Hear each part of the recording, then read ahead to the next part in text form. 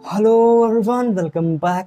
तो एक नई वीडियो में आपका स्वागत है और आज हम लोग CUET PG 2024 के लिए कुछ बातें करने वाले हैं कि क्या हमारा सिलेबस रहने वाला है, क्या हमारी इंपॉर्टेंट डेट्स होने वाली, कब फॉर्म भरेंगे, कितना टाइम हमारे पास एग्जैक्टली और किस तरह से इस टाइम को यूटिलाइज करते हुए हम लोग ये एग्ज़ाम क्रैक कर सकते हैं, इसके बारे में आज बात करने वाले हैं। तो फर्स्ट ऑफ ऑल, अभी पूरा एक साल है, मतलब अभी आपका एग्जाम हुआ है। तो अब जो टेंटेटिव डेट्स है जो एनटीए अपने अपनी तरफ से दी हैं वो ये है कि पीजी कोर्सेज के लिए जो हमारे पास, हम लोग सीयूटी पीजी की बात कर रहे हैं, उसके लिए जो हमारे पास टेंटेटिव डेट्स हैं वो ये हैं कि एप्लीकेशन जो है हमारा फॉर्म आएगा मई में, 19th ऑफ मई के अराउंड। ये आपकी एग्जैक्ट डेट नहीं है बट ऑलमोस्ट इसी के अराउंड चीज़ें होंगी हमारा 2024 में जो एग्ज़ाम होगा, ठीक है।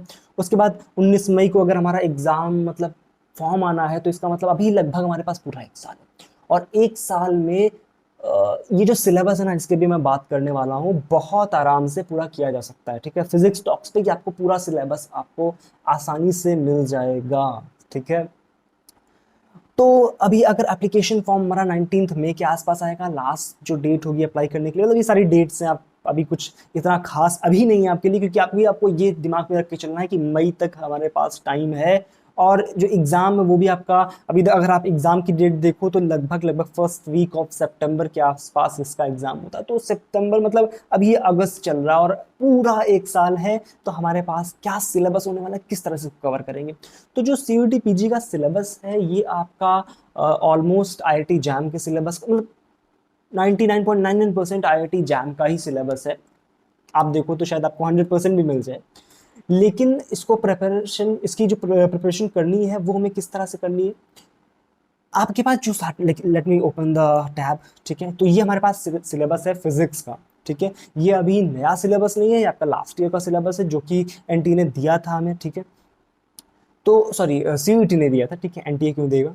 तो हमारे पास ये जो फिजिक्स का सिलेबस है हमारा, वही मैथमेटिकल मेथड्स, मैकेनिक्स, इसके बाद वेव ऑसिलेशन ऑप्टिक्स, इसके अलावा EMT, thermodynamics, kinetic theory, modern physics और सॉलिड स्टेट फिजिक्स और इलेक्ट्रॉनिक्स, या के 7 टॉपिक्स होते हैं, ठीक है।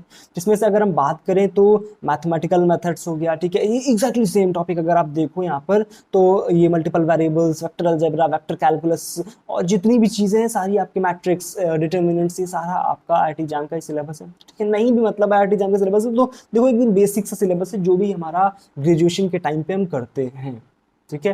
11th से लेकर के ग्रेजुएशन तक का जो भी सिलेबस होता है ऑलमोस्ट वही सिलेबस है हमारे पास यहाँ पर। मैकेनिक्स की भी बात करिए तो बेसिक वही न्यूटन्स लॉ से लगा करके यहाँ पे आपका लैग्रांजियन डायनेमिक्स, हैमिल्टोनियन डायनेमिक्स वगैरह कुछ भी नहीं होता है, बिल्कुल डिट्टो आईआईटी जैम का सिलेबस है। इजी टॉपिक्स है, न्यूटन मैकेनिक्स है, ठीक है। मतलब वही बेसिक न्यूटोनियन मैकेनिक्स के अलावा कुछ नहीं, आपसे लैग्रांजियन वगैरह का कुछ भी नहीं पूछा जाएगा। तो बेसिक सिलेबस है आपका, लाइक न्यूटन्स लॉ से लगा करके हमारा इधर तो ग्रेविटेशन तक न्यूटन्स लॉ, फिर आपका आ जाता है काइनेमैटिक्स, मतलब काइनेमैटिक्स न्यूटन्स लॉ, इसके अलावा सेंटर ऑफ मास, फिर हमारा रोटेशन, फिर हमारा वर्क पावर एनर्जी, फिर हमारा जो ग्रेविटेशन, फिर इसके बाद फ्लूइड मैकेनिक्स भी इसी में इन्वॉल्व होता है। फ्लूइड मैकेनिक्स में हमारे पास बर्नौलीज प्रिंसिपल, वो सारी सारी चीज़ें जो भी इक्वेशन ऑफ कॉन्टिन्यूटी वगैरह सब कुछ इसमें आपको मिलेगा।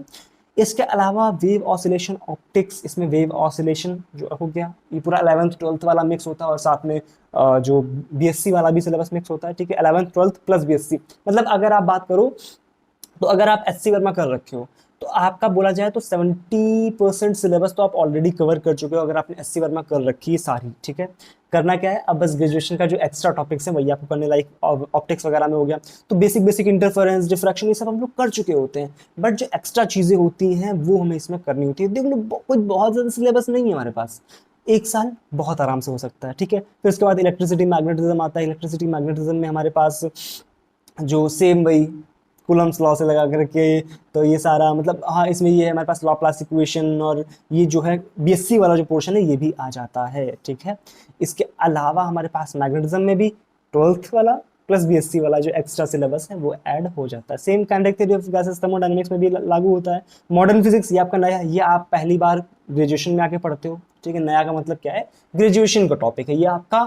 जो मॉडर्न फिजिक्स में हम लोग सिर्फ फोटो इलेक्ट्रिक इफेक्ट वगैरह ही थोड़ा थोड़ा सा देखे होते हैं 11th में। इसके अलावा बाकी सारा जो क्वांटम मैकेनिक्स है ये आप आकर के पढ़ते हो ग्रेजुएशन में अपने। तो वो यहाँ पर आपका ग्रेजुएशन का पूरा टॉपिक हो गया। इसके बाद सॉलिड स्टेट फिजिक्स, आप लोग 11th 12th में सॉलिड स्टेट फिजिक्स में नहीं पढ़े होते हो पर्टिकुलरली, वो आप केमिस्ट्री में थोड़ा बहुत पढ़ते हो। इसके अलावा जब आप ग्रेजुएशन में आ जाते हो तब आप ये पूरी तरह से ग्रेजुएशन में पढ़ते हो। इसका अर्थ इलेक्ट्रॉनिक्स जो है ये आप 11th में पढ़ करके आए हो, सॉरी 12th में पढ़ करके आए होते हो, तो आपको थोड़ा थोड़ा सा आइडिया होता है। हालांकि ग्रेजुएशन में अगर आप हो, अभी थर्ड ईयर तक आ गए हो, तो ये सारी चीज़ें आपने बेसिक बेसिक तो कवर कर ही ली होंगी। तो देख रहे होगे सिलेबस बहुत ज़्यादा नहीं है, हमें बस फोकस्ड होकर के ये सारी चीज़ें कवर करनी। बुक्स की अगर मैं बात करूँ तो books first of all, like अगर मैथमेटिकल फिजिक्स की मैं बातें करूँ तो मैथमेटिकल फिजिक्स के लिए आप HK दास को ले सकते हो, ठीक है, सारी चीज़ें वहाँ से कवर हो जाएंगी। मैकेनिक्स के लिए अगर मैं बोलूँ तो SC वर्मा अगर आपने करी हुई है, तो SC वर्मा के बाद जो एडिशनल टॉपिक्स हैं वो आप क्लैपनर से कर सकते हो, ठीक है। इसके अलावा JC उपाध्याय में थोड़ा सा हाई हो जाता है, बट JC उपाध्याय से भी कुछ एक्स्ट्रा टॉपिक्स आप देख सकते हो, क्वेश्चंस काफ़ी अच्छे आपको मिल जाएंगे, ठीक है। इसके अलावा वेव ऑसिलेशन के लिए आप NK बजाज कर सकते हो, ऑप्टिक्स के लिए अजय घटक से कर सकते हो, ठीक है। EMT के लिए तो ग्रिफिथ्स के अलावा कहीं नहीं जाना है। आप देखो ये जो भी चीज़ें बता रहा हूँ SC Verma plus this books, ठीक है। तो लाइक EMT की अगर मैं बात करूँ तो वैसे तो हम लोग फिजिक्स टॉक्स पे सारा का सारा सिलेबस कर रहे हैं, बट आपको जो बुक्स में से प्रैक्टिस करनी है, जो भी एक्स्ट्रा चीज़ें करनी है, वो भी आप साथ में करते रहना, वरना चीज़ें लास्ट में लैग करती हैं, ठीक है। EMT के लिए हम लोग भाई SC वर्मा प्लस ग्रिफिथ्स करते हैं। काइनेटिक थ्योरी ऑफ थर्मोडायनेमिक्स के लिए हम लोग करते हैं जो गर्ग बंसल घोष की बुक है। और यहाँ पर हमारा जो स्टैटिस्टिकल मैकेनिक्स है वो पोर्शन नहीं आता है। अगर आप यहाँ पर देखो स्टैटिस्टिकल मैकेनिक्स का पोर्शन जो है वो मिसिंग होता है, यहाँ पर थोड़ा सा होता है सिर्फ। ये मतलब आपसे मतलब बहुत ज़्यादा नहीं बोल रहा हूँ, सिर्फ आपका ये मैक्सवेल बोल्ट्जमैन, ठीक है, फर्मी डिराक और बोज आइंस्टाइन, ये सिर्फ डिस्ट्रीब्यूशन, मतलब बहुत ज़्यादा पोर्शन नहीं है, सिर्फ आपके डिस्ट्रीब्यूशंस के बेसिक बेसिक से क्वेश्चंस आते हैं, बहुत बेसिक क्वेश्चंस आते हैं। बस आपको अगर आपने फॉर्मूले भी तैयार कर लिए इन तीन चीज़ों की थोड़ी सी अंडरस्टैंडिंग है तो आप ये बहुत आराम से कर सकते हो, ठीक है। इसके अलावा मॉडर्न फिजिक्स के लिए आप अगर पर्टिकुलरली मॉडर्न फिजिक्स की बात करो, like photo electric effect, Compton effect, तो ये सारा आप कर सकते हो हमारे पास से। कौन सी बुक है यार, क्या नाम है इसका, याद नहीं आ रहा फिलहाल। जो क्वांटम मैकेनिक्स है उसके लिए आप कर सकते हो हमारे पास, या तो आप ग्रिफिथ से जा सकते हो या आप जेटली से जा सकते हो, ठीक है। इसके अलावा अभी मैं उसका मॉडर्न फिजिक्स वाली बुक का नाम मेरे को एग्जैक्टली नहीं याद आ रहा क्या था उसका, ठीक है, अभी मैं आपको बताता हूँ, उसमें नीचे मैं लिंक भी दे दूंगा आपको, ठीक है। इसके अलावा सॉलिड स्टेट फिजिक्स के लिए आप केटल से कर सकते हो, इलेक्ट्रॉनिक्स के लिए आप वॉलस्टेट से कर सकते हो। कुछ बहुत ज़्यादा सिलेबस नहीं है, बहुत ज़्यादा मतलब आपके पास टाइम भी है अभी, ठीक है, तो आराम से अगर चीज़ें करोगे तो हो जाएगा। आपका जो पेपर पैटर्न है वो भी आपका इसमें लिखा हुआ, ये सारी डेट्स की बात हो गई, ठीक है। एप्लीकेशन फॉर्म वगैरह का सारा लिखा हुआ है इसमें, ठीक है।